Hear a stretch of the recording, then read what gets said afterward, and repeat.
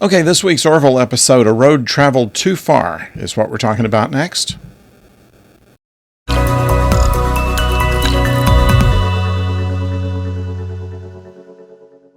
Hello out there, I'm the oldest nerd. In the first episode of the first season of the Orville, they showed this time machine, which was developed by a scientist and shown to Captain Mercer as the ability to take a piece of fruit and age it immediately. Well, by this episode, it has become much more of a useful time machine, and so useful, in fact, that it has made Admiral Halsey kind of nervous about it, and he wants it sent over to a secure Union station so that it can be studied further and not used as a weapon that the Kalons may get their hands on in the ongoing war with them. However, it seems that the Kalons were already aware of this machine existing and were trying to get it. So in trying to break free of a tractor beam, it causes a power surge that while Gordon is trying to destroy it, the power surge causes the machine to activate and knock him back in time 400 years. He is able to send a message forward in time in order to, with the ability of radio waves, to reach the ship 400 years later. It seems to be a useful time for that to happen. It's timed out just perfectly to come in the day after all of this happens, and they try to get ship's power and what's necessary in order to go back 400 years and retrieve Gordon. Unfortunately, they miss it by about 10 years, and what they find is Gordon having completely allowed himself into society against Union rules, but the rules themselves are not terribly practical. What's interesting about this episode is not so much time travel. That's been done in a lot of shows, especially Star Trek, but the fact that they took some consideration to the butterfly effect. This is rarely done in a lot of the time travel episodes, where it may change history, but it doesn't change it much. Or it creates, the Borg having been on Earth before they were, or things such as this, or it was something that was already meant to happen. And some of these things were discussed during the episode. Maybe this was meant to happen. Maybe it is part of history that Gordon went back in time and had a family, and maybe it wasn't.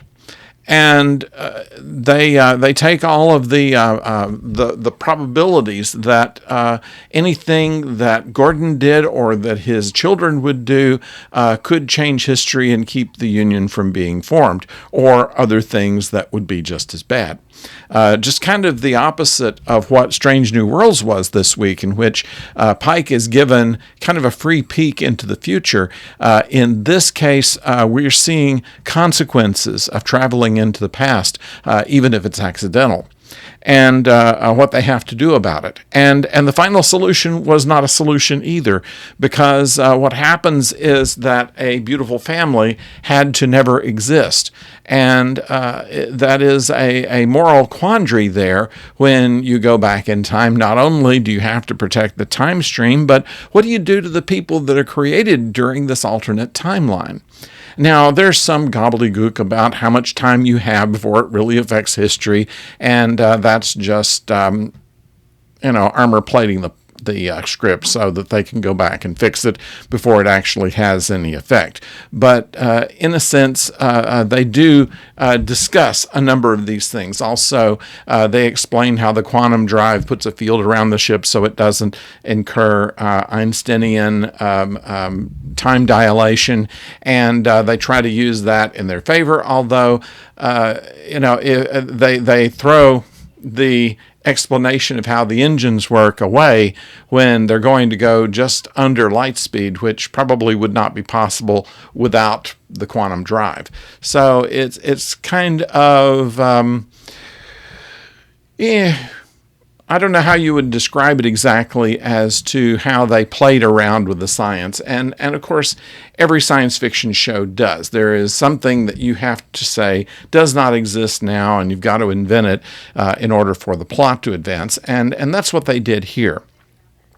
Otherwise, it shows very good acting by. We haven't really featured Gordon. I mean, he's always been the captain's best friend, and he's been the person that's had all the best jokes, and he's the one that always wants to party and things like this. But they've never given him a real character-based episode the way they did for John Lamar, the way they did for various other characters. And even here, they also give you a little bit more insight into Charlie, the new ensign that just hates Isaac. And Isaac is mystified by it, of course, and there is the explanation of why she feels this way, and there's reason for her to be hurt and to feel cheated. Isaac, for his part, is taken on a holographic exterior to look human, which is an easy way to have to keep the actor who plays him from having to put on all the appliances and makeup, but still makes you believe that he's Isaac. It's very good effect. Second time he's done this, honestly, but I find that it worked in a longer form this time and worked out pretty well. So this is what we have in this episode. I think it was well done. I think it was well written. It took into consideration a lot of things that you would not in a normal time travel story, and you got to hand it to them for that.